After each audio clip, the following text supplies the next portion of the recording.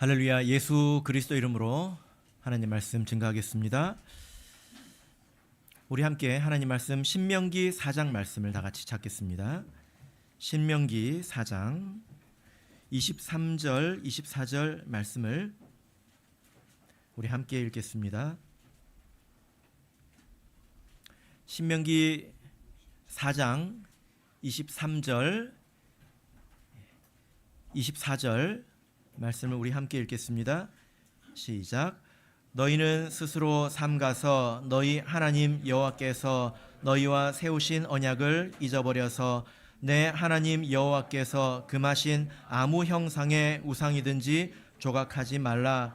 내 하나님 여호와는 소멸하는 불이시요 질투하는 하나님이시니라. 아멘. 할렐루야. 네, 여러분 지난 한 주간도 평안하셨습니까? 네, 수고 많으셨죠? 안식일도 여러분께서 많은 평안하시고 또 우리 세상의 근심 걱정 다 내려놓으시고 하나님께서 주시는 은혜와 평강을 받아 누리시기를 진심으로 바랍니다.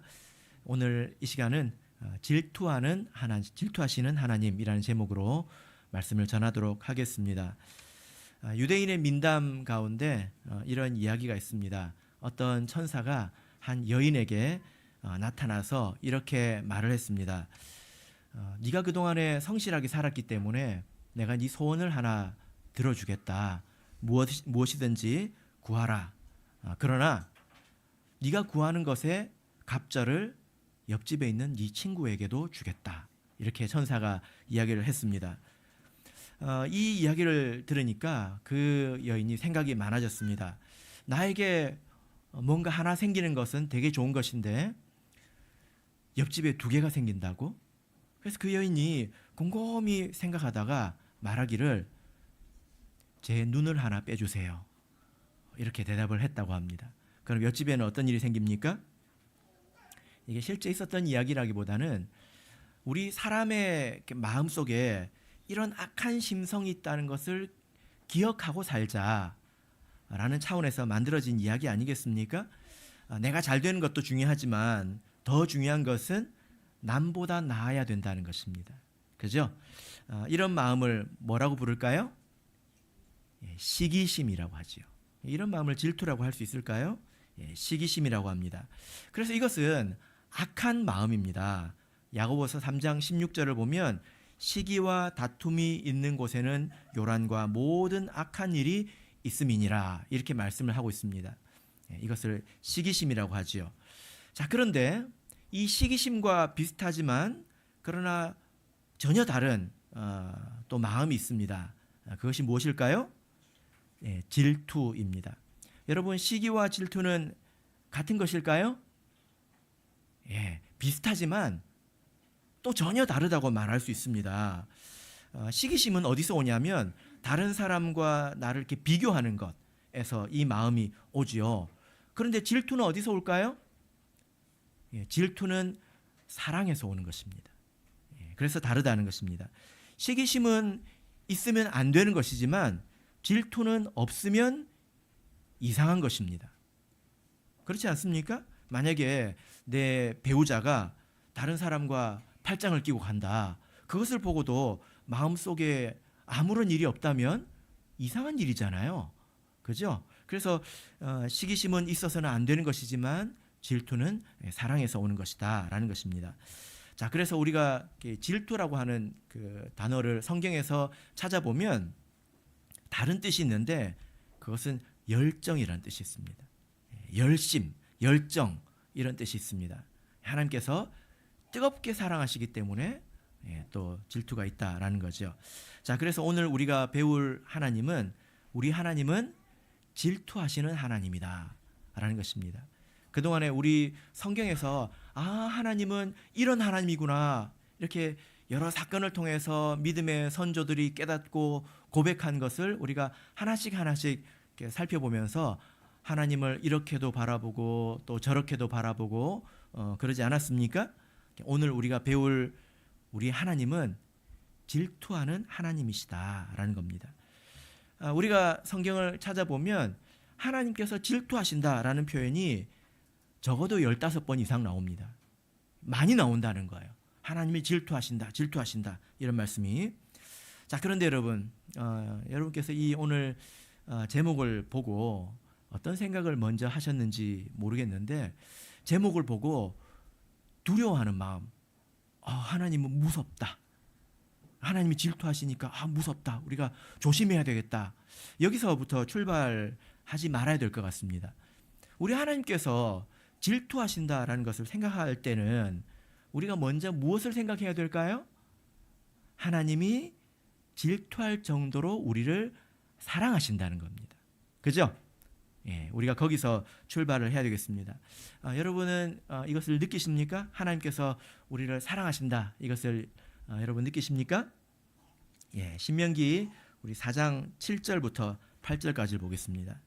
예, 만약에 하나님의 사랑을 느끼지 못한다면 아직 사춘기를 벗어나지 못한 거죠. 우리 사춘기 아이들은 엄마 아빠가 나한테 해준 게 뭐가 있냐, 여기에 빠져 있지 않습니까? 아무리 사랑을 줘도 무적인 같은 마음이 있습니다. 7절 8절 읽겠습니다. 시작.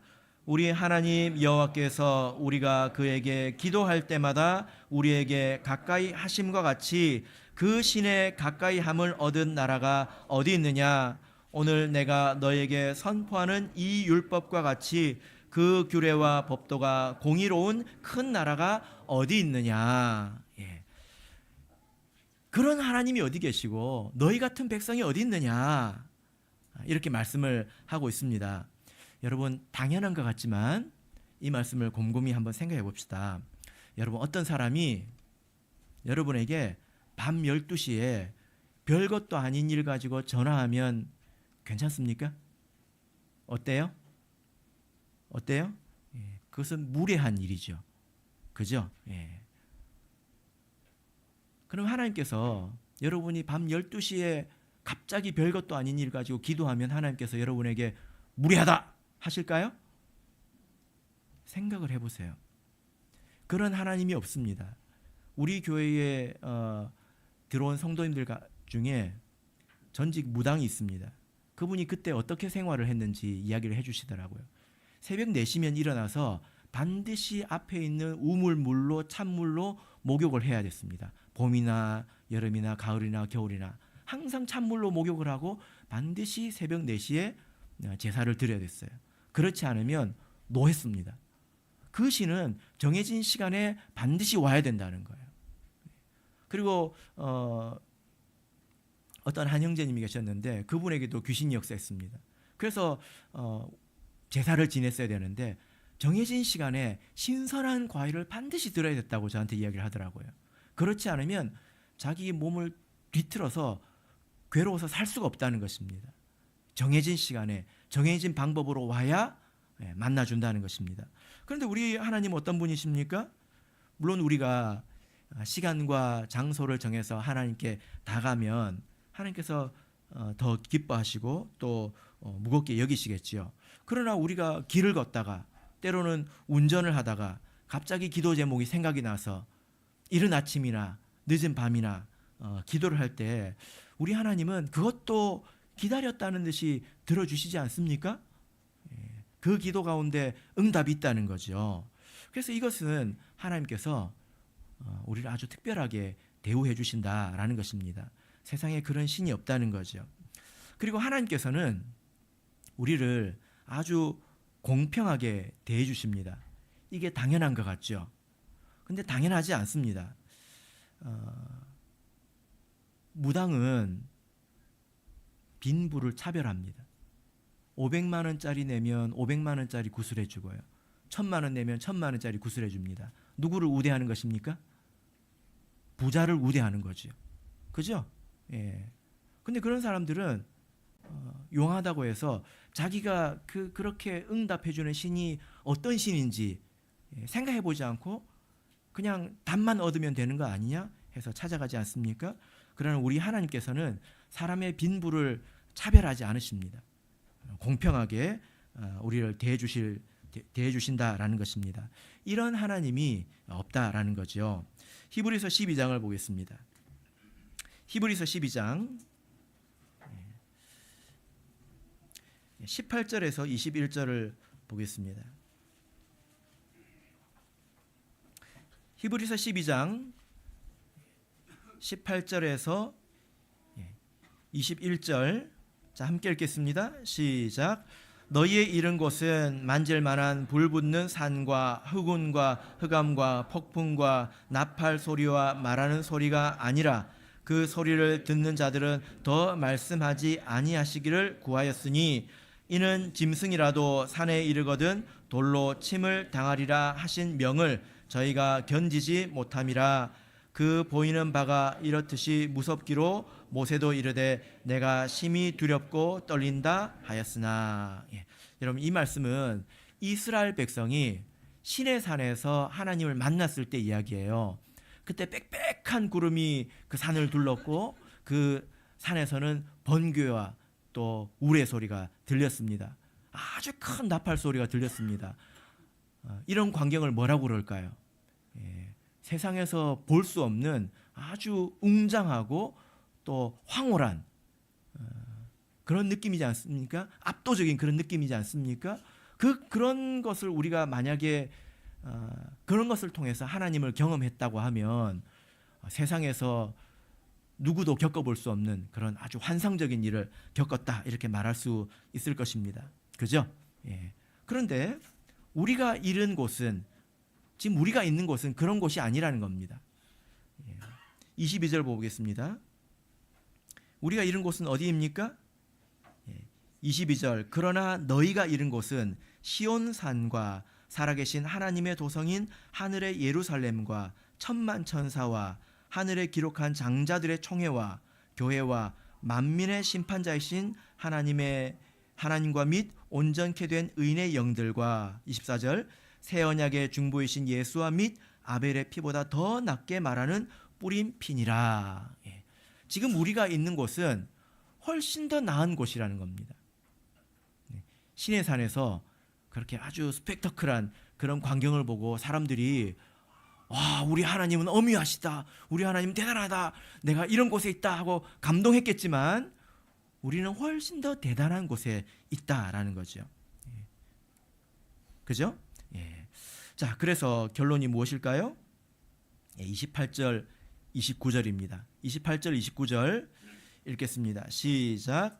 그러므로 우리가 진동치 못할 나라를 받았은즉 은혜를 받자 이로 말미암아 경건함과 두려움으로 하나님을 기쁘시게 섬길지니 우리 하나님은 소멸하는 불의심이니라. 지금 히브리서 기자가 말하는 게 뭐냐면 우리가 받은 게 뭔지 한번 생각해 보라는 거예요.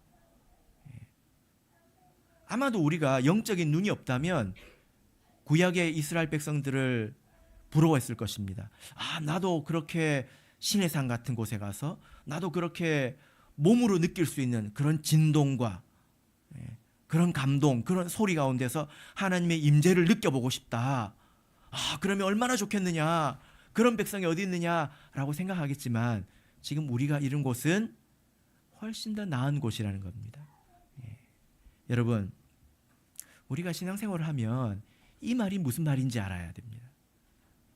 이 말이 무슨 말인지 알고 우리가 그들과 비교할 수 없는 훨씬 더 대단한 것을 우리가 받았구나, 우리가 훨씬 더 사랑받는 사람이구나, 이것을 알아야 된다는 거예요. 하나님께 받은 은혜가 뭔지 모르면 이것은 영적인 거라서 눈에 보이지 않잖아요. 이것을 모른다면 아직 신앙의 사춘기인 것입니다. 하나님이 해주신 게 뭐예요? 그런 감동 없이 살아가는 것입니다. 아마도 그 누구라도 시내산에 그때 갖다 놓으면 다 마음의 감동을 얻을 것입니다. 그죠? 여러분, 그래서 우리가 기억해야 되는 것은 우리가 이렇게 큰 것을 받았기 때문에 우리가 그것을 귀하게 여기자는 것입니다. 그렇기 때문에 하나님께서 주신 것을 경건함과 두려움으로 받자, 이렇게 말씀하고 있죠. 그죠? 여러분 기억하시기 바랍니다. 사랑이 크면 질투도 큰 것입니다. 비록 내가 하나님의 사랑의 크기를 다 느끼지 못한다 할지라도 그래도 머리로도 한번 생각해 보세요. 지금 우리만큼 받은 사람이 없습니다. 유사 이래로 수천여 년의 역사 동안 지금 이 자리에 계신 우리 참예수교회 성도 여러분만큼 하나님께 풍성히 받은 사람이 없단 말이에요. 다윗이 성령을 받았습니까? 영적인 세계를 알았습니까? 예수 그리스도의 구속을 알았을까요? 바울은 어떻습니까? 바울은 말세에 그 하나님의 경륜을 다 알았을까요? 아니지요. 모든 말씀이 깔때기처럼 모아져 가지고 그것을 지금 우리가 누리고 있다는 것입니다. 그걸 모른다면 아직 눈이 어두워서 잘 모르는 것일 뿐이죠. 그죠? 그래서 여러분, 유사 이래로 하나님의 사랑을 지금 우리만큼 받은 사람이 없습니다. 그런데 사랑이 크면 뭐도 크다고요? 질투도 크다는 거예요. 이것을 명심해야 합니다. 하나님, 제가 아직 하나님의 사랑의 크기를 잘 모르겠습니다. 그러면 기도하세요. 하나님 좀 알게 해주시라고 기도하세요. 그러면 하나님께서 응답해 주실 것입니다. 자, 여러분, 그래서 하나님의 사랑을 우리가 크게 받았기 때문에 우리 앞에는 크게 질투하시는 하나님이 있다. 이것 또한 알아야 된다는 것입니다. 맞습니까? 예, 맞습니다. 자, 본문으로 돌아가서, 자, 그러면 우리 말씀을 통해서 하나님은 질투하시는데 어떤 것에 대해서 질투하실까요?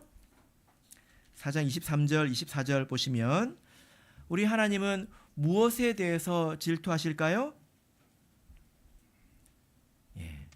우상을 만들고 섬기는 것, 무엇입니까? 우상을 숭배하는 것을 말합니다.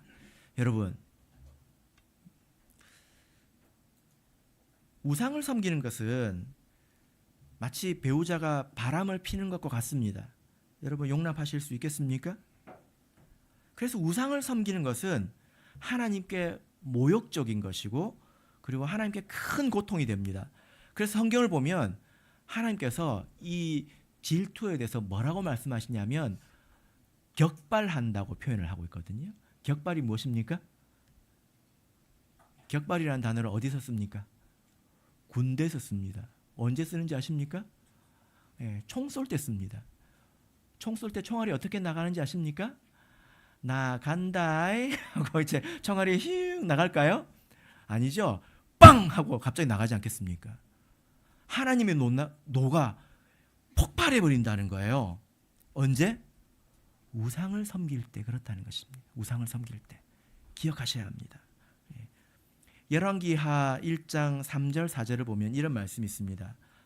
어떤 왕이 병에 걸렸는데요, 이 병이 나을 병인지 죽을 병인지 묻습니다. 누구한테 물을까요? 우상한테 묻습니다. 그때 하나님께서 선지자를 보내가지고 뭐라고 말씀하시냐면 이스라엘에 하나님이 없어서 너희가 에그론의 신 바알세부백에 물으러 가느냐, 이렇게 이야기합니다. 이스라엘에 하나님이 없어서 너희가 우상에게 물으러 가느냐, 그러므로 네가 반드시 죽을 것이다. 하나님께서는 우상을 섬기는 것은 말할 필요도 없고 우상에게 묻는 것도 아주 싫어하시고 불쾌하신다라는 것입니다. 여러분, 그래서 너무 당연한 말인 것 같지만 또 이 말에 걸리는 사람도 있더라고요. 보니까 여러분, 우리 그리스도인이 점 보면 안 됩니다. 토정 비결 이런 거 해서도 안 됩니다. 미래에 대해서 다른 누군가에 물어서는 안 됩니다. 그러면 이 말씀대로 되겠죠. 그죠? 우리에게 재앙이 될 것이라는 겁니다. 자, 여러분, 이 세상을 보면 세상에 많은 신들이 있습니다. 사람들이 곳곳에서 많은 신들을 섬기는데 그 신의 숫자가 헤아릴 수 없을 정도로 많습니다. 그죠? 어떤 사람들은 이 자연을 숭배합니다. 압도적인 자연의 현상들이 있잖아요. 해, 달, 별, 번개 뭐 이런 것들, 그런 것들을 이렇게 섬긴다라는 것입니다. 그리고 그뿐만이 아니라 사람들이 신이라고 생각하고 만들어 놓은 것들도 많이 있습니다. 실제로 실존하지 않지만 그렇게 만들어 놓고 섬기는 거예요. 그리스 로마의 신화가 있지요. 사진 한번 보여주실까요? 힌두교에도 신이 굉장히 많습니다. 제가 그 미얀마에 있는 우리 참예수교회를 갔더니 바로 인근에 힌두교 사원이 있는데 굉장히 화려합니다. 건물 자체가 우상의 형상으로 아주 도배가 되어 있는데요. 아주 화려합니다. 화려하죠? 그죠? 예. 힌두교의 신이 3억 3천이 있대요. 예. 자기 신들의 이름도 아마 못 외울 겁니다. 예. 그죠?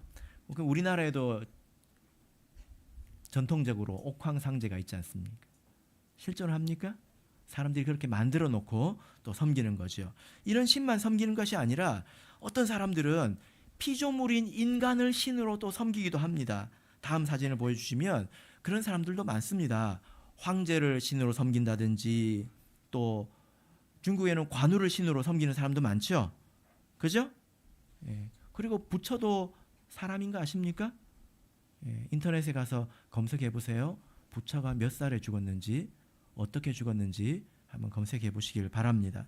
이런 그 피조물에 불과한 인간을 신으로 섬기는 사람도 대단히 많습니다. 그리고 귀신을 섬기는 사람들도 있죠. 요즘에 이게 아주 심각합니다. 제가 보니까 우리나라에는 무당이 있지 않습니까? 요즘에는 제가 언제 한번 뉴스를 봤는데 무당 예능이 있더라고요. 무당 서바이벌이 있어요. 혹시 들어보셨습니까? 제가 보진 않았는데 기가 막히더라고요. 여러 무당들이 나와가지고 누가 더 용한지 서로 서바이벌을 하는 것 같더라고요. 보니까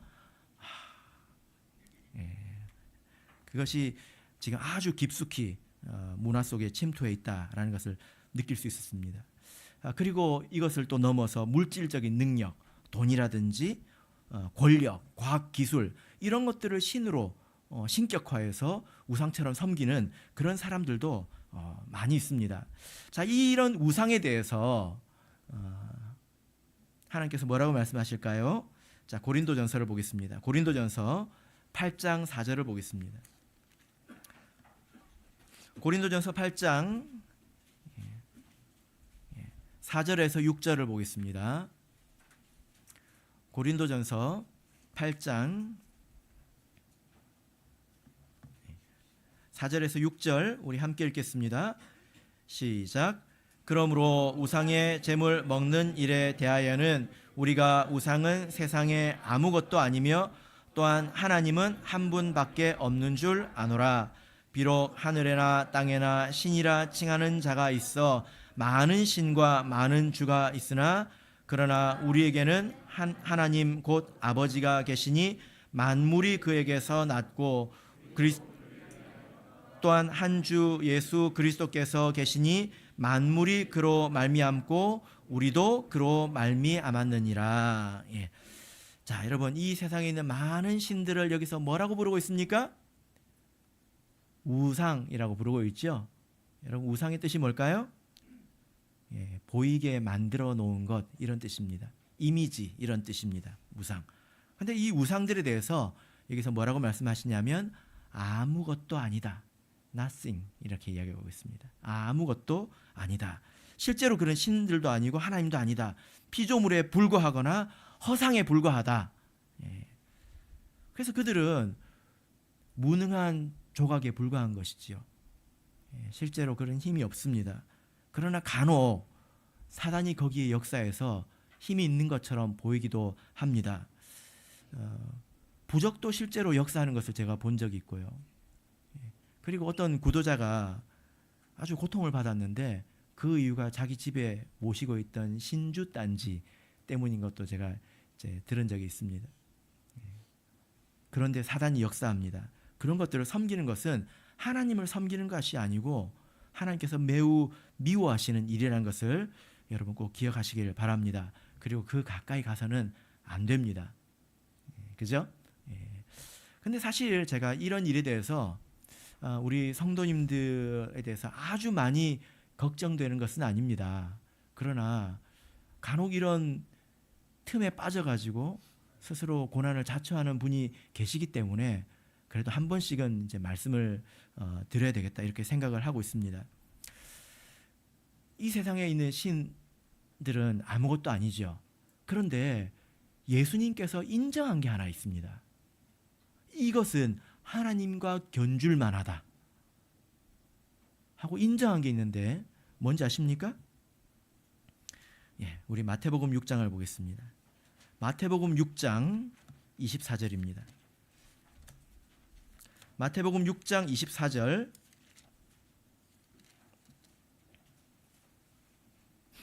함께 읽겠습니다. 마태복음 6장 24절 읽겠습니다. 시작. 한 사람이 두 주인을 섬기지 못할 것이니 혹 이를 미워하며 저를 사랑하거나 혹 이를 중히 여기며 저를 경히 여김이라.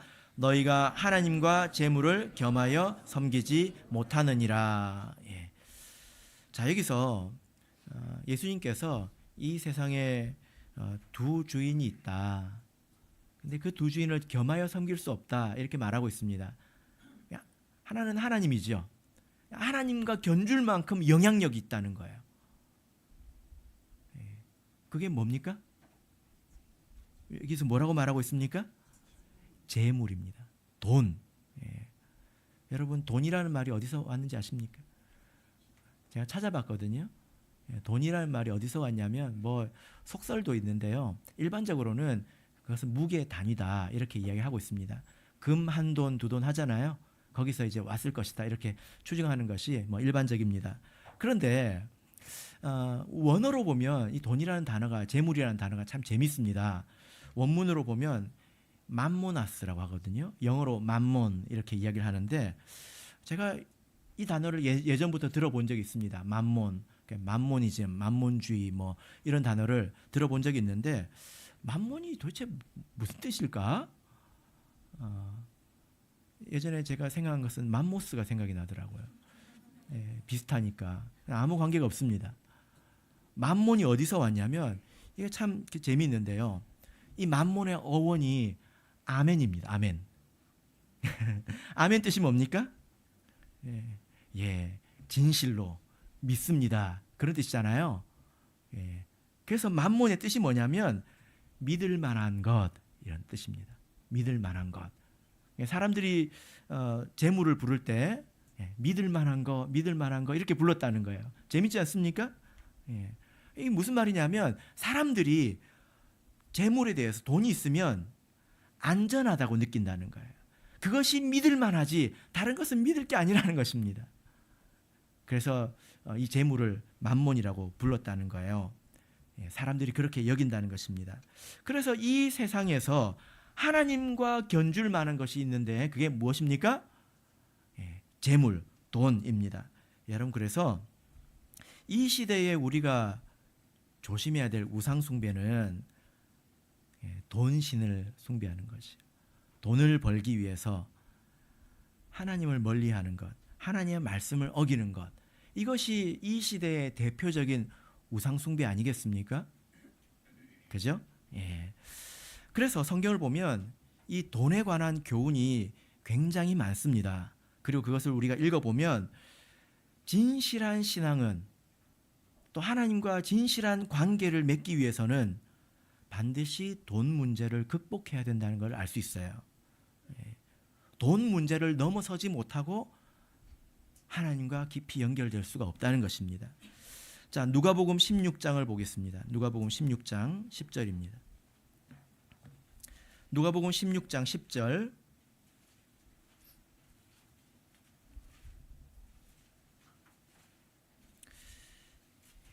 자, 예수님께서 여기서 굉장히 당연한 말씀을 하시는데요. 누가복음 16장 10절 함께 읽겠습니다. 시작. 지극히 작은 것에 충성된 자는 큰 것에도 충성되고 지극히 작은 것에 불의한 자는 큰 것에도 불의하니라. 여러분 이 말씀은 너무나 당연한 말씀 아니겠습니까? 작은 것을 잘하는 사람이 큰 것도 잘하겠죠. 작은 것도 못하는데 어떻게 큰 걸 하겠습니까? 그죠? 예, 너무나 당연한 말씀입니다. 그래서 작은 것을 못하는 사람에게는 큰 것을 맡길 수 없다. 이게 예수님 말씀이지 않습니까? 예. 자, 그러면 여기서 예수님께서 말씀하실 때 지극히 작은 것은 무엇을 말할까요? 예. 지금 예수님께서 지극히 작은 것에 충성된 자가 큰 것에도 충성된다고 하는데 여기서 지극히 작은 것이 무엇일까요? 11절 보겠습니다. 11절 읽겠습니다. 시작. 너희가 만일 불의한 재물에 충성치 아니하면 누가 참된 것으로 너희에게 맡기겠느냐. 예. 이 말씀이 번역이 조금 어색하게 되어 있는데요. 불의한 재물은 불의하게 번 돈을 말하는 것이 아니라 세상의 재물 말합니다. 돈을 말하는 거예요. 돈을 가지고 충성치 못한 사람, 이것이 작은 것에 충성된 사람을 말합니다. 참된 것은 무엇을 말할까요? 영적인 것을 말하겠죠. 본질적인 것을 말하겠죠. 이 말씀은 재물에 대해서 자유로워야 진정한 신앙으로 넘어갈 수 있다는 것입니다. 재물에 대해서 자유롭지 못하면 참된 신앙으로 넘어갈 수 없다는 거예요. 계속 읽어보세요. 그래서 우리가 정말 참된 것, 큰 것, 영적인 것, 이것을 바란다면 우리 그리스도인이 돈 문제를 극복해야 된다는 것입니다. 그런데 방해하는 것이 있죠. 무엇일까요? 이것이 지극히 작은 것이라고 말하는 것이 사실 좀 충격적입니다. 하나님께서 말씀하시기를, 왜냐하면 우리 그리스도인이 믿음을 가져가지고 돈 문제를 극복하는 것, 그래서 돈에 대해서 자유롭고 돈을 넘어서 신앙생활하는 것은 되게 높은 수준이라고 생각을 했는데 지금 예수님께서는 이게 시작이다, 이게 바닥이다 이렇게 말하고 있지 않습니까? 이게 좀 충격적이지만 우리가 이걸 받아들여야 합니다. 돈 문제는 지극히 작은 것이라는 겁니다. 우리가 이 문제를 넘어서기 힘들게 하는 것이 있는데요. 그게 뭘까요? 성경을 보면 두 가지가 나옵니다. 사람들이 왜 돈 문제에 넘어질까요? 두 가지가 있죠. 첫 번째는 염려입니다. 두 번째는 욕심이죠. 욕심과 염려 때문에 계속 돈에 걸리는 것입니다. 자, 예수님께서 마태복음 6장 24절에서 너희가 하나님과 재물을 겸하여 섬길 수 없다라고 말씀하셨습니다. 자, 여러분, 여러분이 생각하시기에 여러분의 답을 물어보는 것입니다. 돈 문제를 넘어설 때 여러분에게는 염려가 더 좀 문제가 되는 것 같아요? 아니면 욕심이 더 문제가 되는 것 같아요? 뭐가 더 문제가 되는 것 같습니까? 예, 제가 느끼기에는 염려가 훨씬 큰 것 같아요. 한 80% 되는 것 같습니다. 욕심이 막 커가지고 내가 더 먹을 거야, 내가 더 그럴 거야 해가지고 돈을 움켜쥐는 사람은 그렇게 많지는 않은 것 같아요. 걱정이 더 큰 것 같습니다.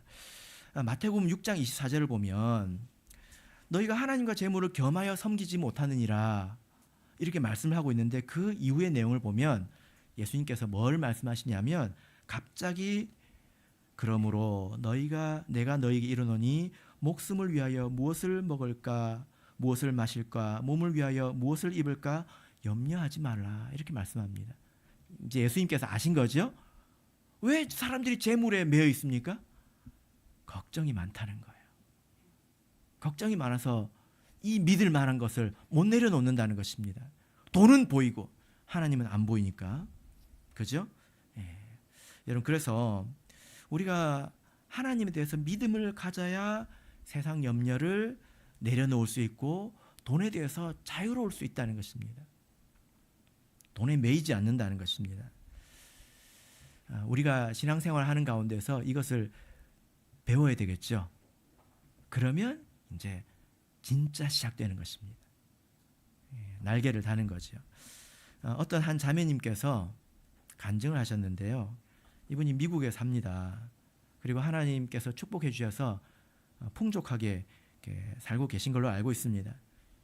그런데 간증을 들었는데 한 번은 한국에서 이렇게 부모님이 그곳을 이렇게 방문을 하셔서 부모님이 오셨으니까 어디 좀 나가야 되지 않습니까? 그래서 외출을 하고 들어왔더니 집에 강도가 들었더래요. 그래서 정말로 싹쓸이를 해갔더래요. 그래서 구석구석 찾아봤는데 어떻게 이것까지 찾아갔냐 싶을 정도로 싹 쓸어갔다고 합니다. 얼마나 놀랐겠습니까? 그죠? 그래서 화가 날 법도 한데 사실 안도감이 먼저 들었다고 하더라고요. 왜 그럴까요? 미국에 있는 강도는 그냥 몽둥이 들고 오지 않습니다. 뭐 들고 옵니까? 총 들고 오겠죠. 그죠? 만약에 그 안에 사람이 있었으면 사람이 다칠 수도 있고 죽을 수도 있는 것 아니겠습니까? 그래서 하나님께 감사했대요. 그래도 나았을 때 강도가 왔다 가서 감사했대요. 그리고 이 일이 있은 후에 그 놀란 가슴을 진정한 후에 부부끼리 이야기를 나눠봤다고 합니다. 우리 집에 이런 일이 왜 생겼을까 하고 부부끼리 서로 이야기를 나눴는데요. 그때 떠오른 것이 있었다고 합니다. 뭐냐면은 그때 그 즈음에 이 부부가 노후를 위해서 집을 하나 더 장만하기로 막 이야기를 하고 있더라는 거예요. 그리고 깨닫기를 하나님께서 우리가 미래를 위해서 염려하고 그런데 마음 뺏기는 것을 원치 않으신다. 이걸 깨달았다고 하더라고요. 그리고 지금도 생각해 보면 지금도 오늘 우리가 이런 일을 겪었던 것처럼 하나님께서 우리를 지켜주시지 않으면 우리가 이런 일도 겪고 우리가 가진 재물이 아무것도 아닌데 우리가 왜 그런 것에 마음을 쓰고 살았을까 해서 계획을 다 이제 정리를 했다. 이런 이야기를 간증을 하셨습니다. 제가 이 간증을 들었을 때요. 여러분 한번 생각해 보세요. 여러분 집에 총등 강도가 왔다고 한번 생각해 보세요. 일이 얼마나 큰 일입니까? 그리고 이 일을 이제 깨달았죠. 제가 이 간증을 들었을 때 어떤 느낌이었냐면요. 간이 딱 맞는 음식을 먹은 것 같은 느낌이 들었습니다. 간이 딱 맞아요. 무슨 말이죠? 좋은 재료를 가지고 아주 좋은 재료를 가지고 음식을 만들었습니다. 그런데 간이 안 맞아요. 그럼 맛이 있을까요? 없을까요? 대답 안 하신 분들은 오늘 소금 빼고 드십시오. 예. 아무리 좋은 재료를 가지고 음식을 만들어도 간이 맞아야 될 것 아닙니까? 하나님께서 아무리 큰 은혜를 주시고 깨달으라고 주셔도 사람의 깨달음이 부족하면 싱거워요. 맛이 없어요. 근데 딱 맞다는 생각이 들더라고요. 하나님께서 주신 것을 딱 알아들었다는 것입니다. 그래서 딱 맞았다는 거예요. 여러분도 그렇게 생각이 되지 않습니까? 우리 하나님께서는 우리가 미래에 대해서 염려하고 거기에 마음을 빼앗겨가지고 내가 해야 될 도리도 못하고 그렇게 살아가는 것을 원하지 않는다는 것입니다. 그렇다면 그것이야말로 신 아니겠습니까? 믿을 만한 것 아니겠습니까? 재물에 대해서 아멘 하는 것 아니겠습니까? 여러분 그래서 이것이 우리의 숙제이죠. 우리가 신앙생활을 해 나가는 가운데 그 이유가 욕심일 수도 있고 염려일 수도 있는데 내가 재물, 돈에 대해서 자유하다는 마음을 가져야 합니다. 내가 그것에 더 이상 얽매이지 않고 내가 이제 살아갈 수 있구나. 여기에 가도록 스스로 노력을 해야 돼요. 그래야 보이는 세계가 있다는 것입니다. 여러분 꼭 그렇게 되시기를 바랍니다. 우리 참예수교회는요. 세상에서 아주 유명한 교회예요. 어떤 뭘로 유명한지 아십니까? 헌금 강요하지 않기로 유명한 교회입니다. 아십니까? 그 소문을 아직도 못 들으셨습니까? 우리 교회는 그걸로 유명한 교회입니다. 그래서 그런 이야기를 하는 것이 아니라 내가 하나님 앞에서 재물에 대해서 자유를 얻어야 된다는 거예요. 얽매임이 없어야 된다는 것입니다. 그래서 성경에 돈에 관한 교훈이 많은데요. 우리 말씀을 찾아보겠습니다. 히브리서 13장 5절을 보겠습니다. 히브리서 13장 5절입니다.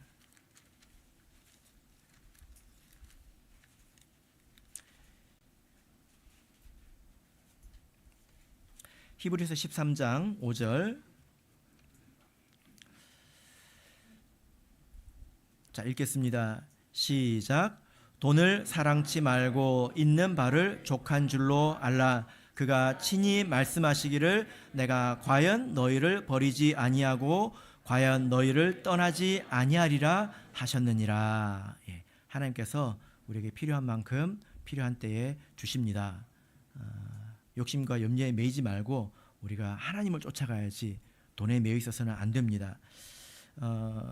오늘 말씀을 보시면 하나님께서는 질투하시고 그 질투는 소멸하는 불과 같이 임한다 이렇게 말씀하는데요. 여러분 이렇게 생각하면 좀 균형이 없습니다. 사실 하나님께서 벌 주신다라고 말씀하기 전에 상 주신다는 말씀을 훨씬 더 크게 하셨거든요. 십계명 기억나십니까? 하나님께서 나를 사랑하고 내 계명을 잘 지키는 자에게는 몇 대까지 은혜를 주신다고 하셨습니까? 네?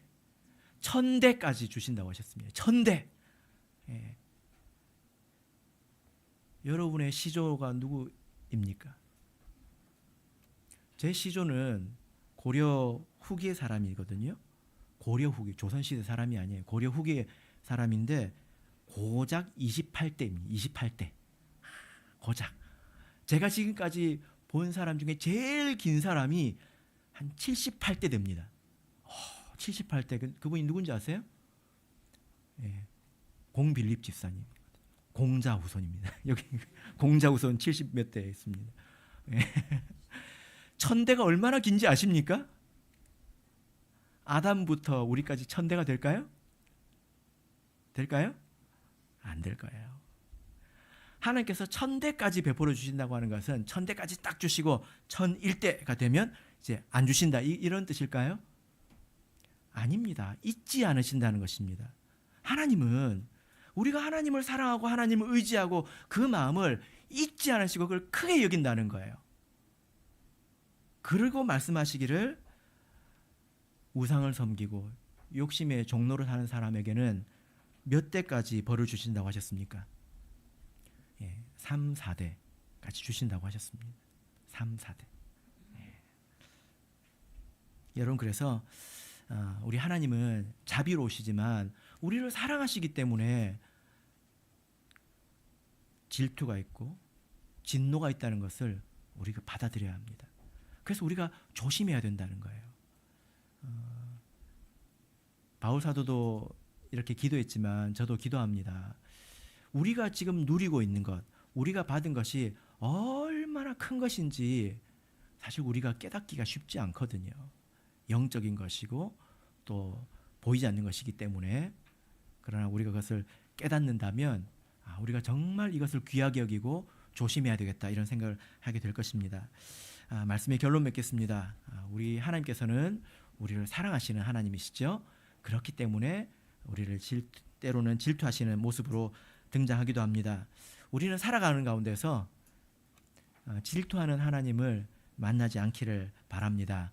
우리가 하나님께 순종하고 또 정직하고 성실하게 살면 우리 하나님께서 주시는 복을 충분히 누릴 것입니다. 그렇게 살아가시기를 예수 그리스도 이름으로 축복합니다.